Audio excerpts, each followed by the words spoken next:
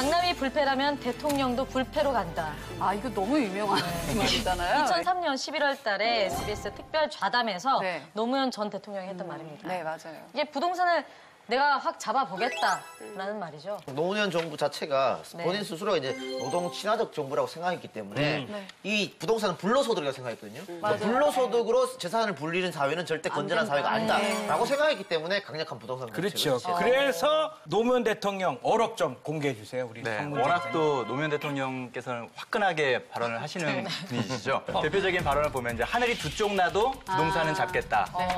부동산은 만병의 근원이다. 이런 말씀하셨고요.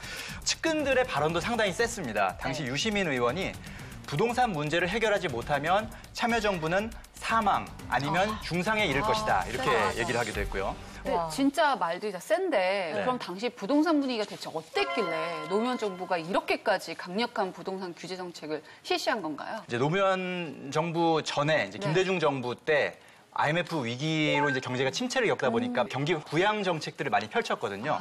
대표적인 것들이 뭐 아파트 분양가 전면 자율화 정책, 전매 제한 폐지, 뭐 청약 요건 완화, 또 양도소득세나 취득록세 감면, 대출 확대 이런 부양책들을 계속 냈다 보니까 부동산 가격이 올랐는데 결국은 그거를 이제 노무현 정부가 해결을 해야 되는 그런 상황이 오게 된 거죠. 김대중 정부 때는 어쩔 수 없는 상황이 있었죠. 그 전에 이제 IMF가 터졌기 때문에 아까 얘기한 뭐 부동산도 반값, 주식도 반값, 모든 게 다 떨어졌기 때문에 강제로 경기 부양을 시켜야 되거든요. 그래서 뭐 카드 막 남발해서 막 만들어주고 막 소비하라고 얘기하고 부동산도 띄우고 뭐 그랬던 적이 있었습니다. 뭐 결국에는 노무현 정부 때는 뭐 부동산을 잡은 건가요, 못 잡은 건가요? 국가 균형 발전이라고 해서 행정 수도를 이전을 했고요. 그리고 175개에 달하는 공공기관을 혁신 도시를 건설을 하면서 그 이전을 시켰어요. 지방에 아무것도 없는 땅에 혁신 도시가 들어서다 보니까 그 땅에서 벼락 부자가 된 사람들이 고상비를 받아서 그렇죠. 서울에 와서 집을 사는 거죠. 그렇죠. 아파트를. 강남에 투자한 사람들이 생겼고요. 그리고 너무 강한 가세가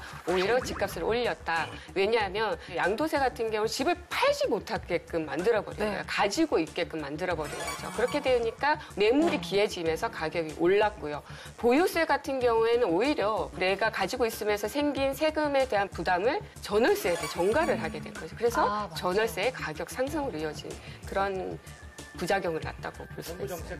저는 좀 생각이 다른 게 일반적으로 전문가분들이 이렇게 말씀을 많이 하세요. 기본적으로 그 당시에는 굉장히 인구가 증가하고 경제가 성장 가도에 있었던 시기고 소득이 계속 증가해서 가처분 소득이 많이 늘어났던 시기입니다. 일본의 경우를 봤을 때도 그런 시기에는 아무리 어떠한 대책을 내놔도 집값이 상승할 수밖에 없는 시기거든요. 그래서 이렇게 봤을 때 우리가 여러 가지 다른 요인에서 찾기보다는 그때 우리 부동산 시장, 경제 상황 여건이 노무현 정권이 어떤 정책을 내놔도 듣지 않을 그런 시장이었다는 것이 가장 큰 근본적인 원인이 아닌가 생각을 합니다. 그래서 저는 백약이 무효 이런 시장이었기 때문에 결국은 그 모든 것을 노무현 대통령이 짊어지고 가지 않았나 이렇게 생각을 합니다.